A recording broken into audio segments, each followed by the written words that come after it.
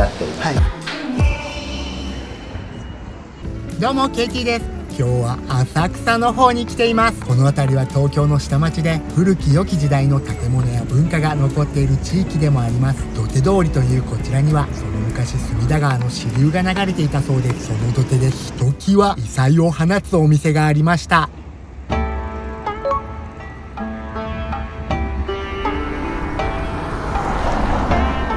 開店前から長蛇の列ができています。皆さんのお目当てはもちろん創業より135年受け継がれる伝統の天丼。この日の気温は34度。お店の方が日傘を貸してくださいました。当時の風情を感じる圧倒的な景観に待ち時間も全く退屈しません。登録有形文化財に認定されているこちらの建物は関東大震災により昭和2年に建て替えられてから奇跡的に東京大空襲の大火を逃れたこともあり、今日に至るまで当時と変わらない面影を残す貴重な木造建築です。お店が開店しました。すりガラスにお店のシンボル伊勢海老が施されていたり、お店のどこをとってもかっこいいですよね。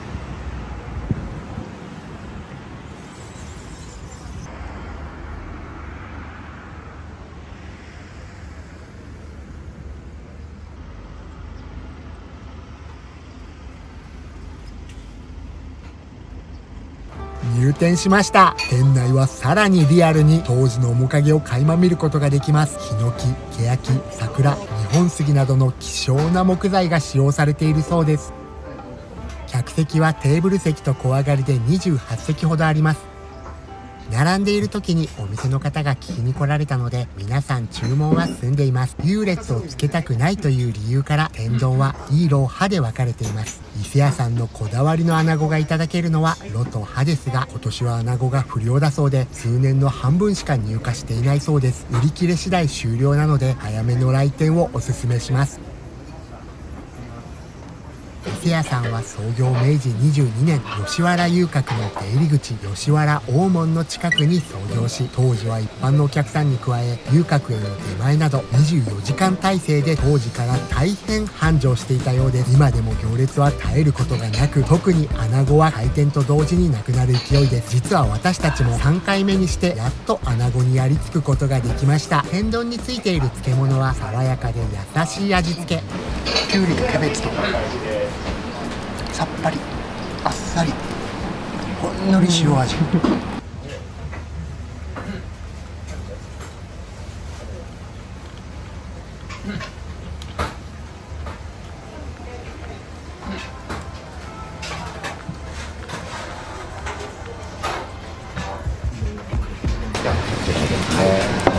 はい、あとこちらと、はい、天丼ですけども、本日こちらの黒い尻尾のもの、こちらが翡翠になっています。はい、あとはこちらが朝締めのゆり抜きの穴子と、あとお野菜ですけれども、夏野菜という形でこちらズッキーニ、こちら、はい。スタッフも多く接客がとても丁寧で親切でした。まずは今が旬のキスからいただきます。肉厚で中はしっとりしています。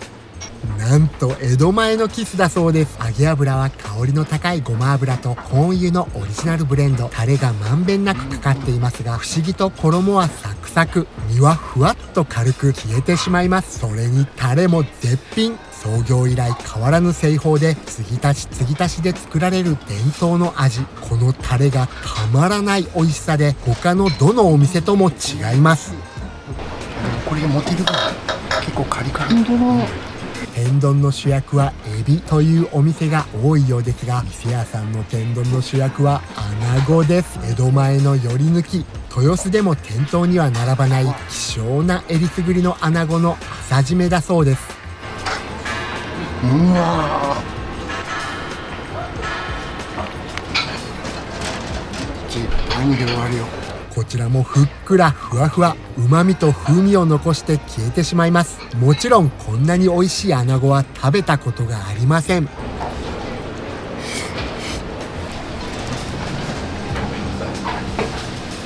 分厚くて大きなレンコンもサクサクの軽い食感がたまりません。かき揚げはほぼエビかな。天ぷらの下にかき揚げが隠れていました。小エビのかき揚げは小エビとは言えないほど立派。大きなエビがゴロゴロ入っています。崩しちゃったけど。こちらはみょうがの天ぷら。みょ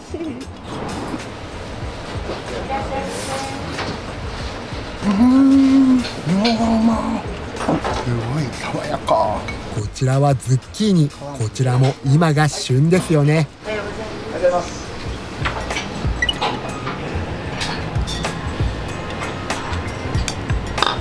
穴子の肝が入ったお吸い物、他にかまぼこ、しいたけ、三つ葉も入って具だくさん。はい、ありました。穴子の肝は初めて見ました。こんなに大きなものなんですね。あー、美味しい。出汁の効いた風味豊かなお吸い物、臭みなど一切なくふわっととろける穴子の肝、上品で癖がなく美味しかったです。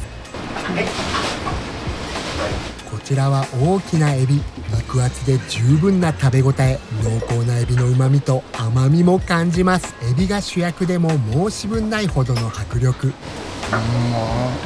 アテンドンにはこの他にししとうの天ぷらもありました。エビが3、4、1、2、3、6本。エビ僕です。あ、さつまいもだ。こちらの天丼も大迫力。大きなエビがなんと6尾も乗っています。こちらもすごいボリューム。エビの他にはししとう、みょうがとさつまいもが乗っています。ししとう。はい、フグの白子でございます。はい。あと本日サービスで夏野菜ゴーヤをつけさせていただきます。はい。ありがとうございます。大きいよ。おすすめはこちら、フグの白子ということだったので注文してみましたが、その大きさにびっくり。白子と一緒に沖縄の塩のような粒子の細かい粒状の塩をくださいました。う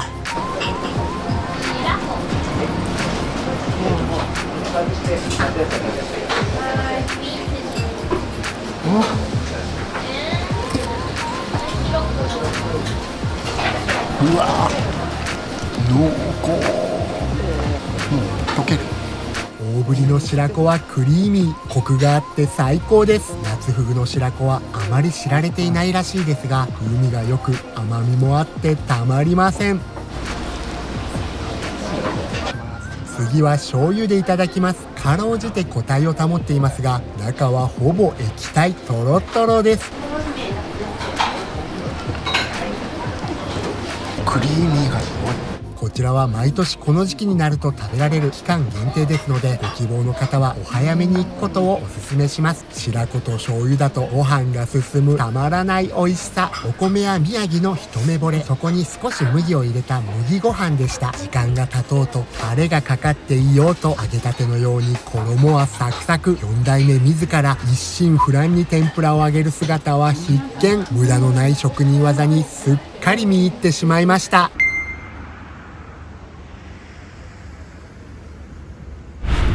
次に訪れたお店は、東京で和菓子が好きな方なら知らない方はいないのではないでしょうか。甘党で知られる夏目漱石や正岡子規も愛した老舗のお団子屋さんです。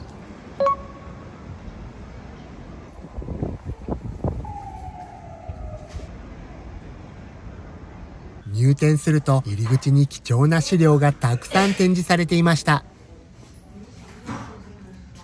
お店の奥がカフェになっているので、今日はそちらで大人気の和菓子をいただきたいと思います。もちろんお持ち帰り用、ご贈答用などもあります。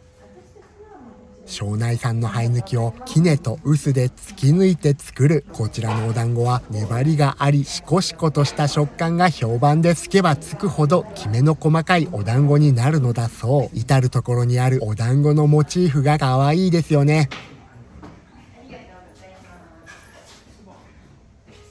看板メニューはお団子ですが、かき氷などカフェ限定メニューもあります。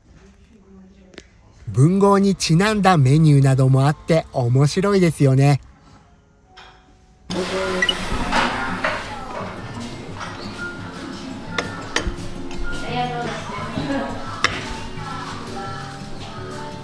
あ、もう雪だ。雪パターン。雪パターン。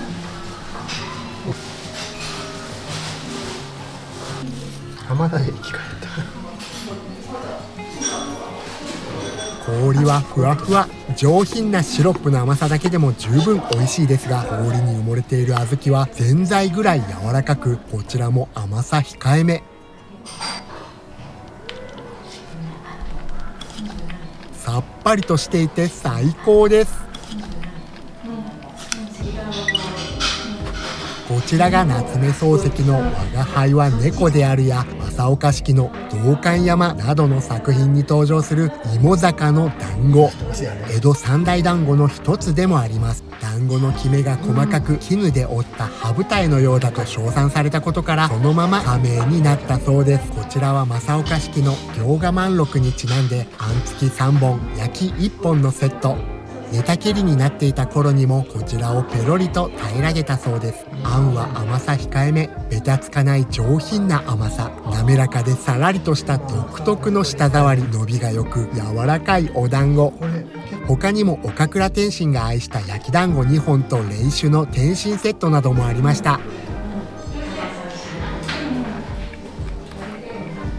焼き団子は2度焼き2度漬け。一度焼いた後に醤油をつけることでさらに味が染み込むそうです。香ばしい。焼き団子には江戸期からキッコーマンの濃い口、何もブレンドなどはせずに生醤油のみという究極にシンプルな味わい。餅自体のうまさを引き立てる醤油の香ばしい香りがたまりません。あんつきに比べて焼き団子の餅はしっかりとしたコシのある弾力。あんつきとは水加減もつく回数も違うそうです。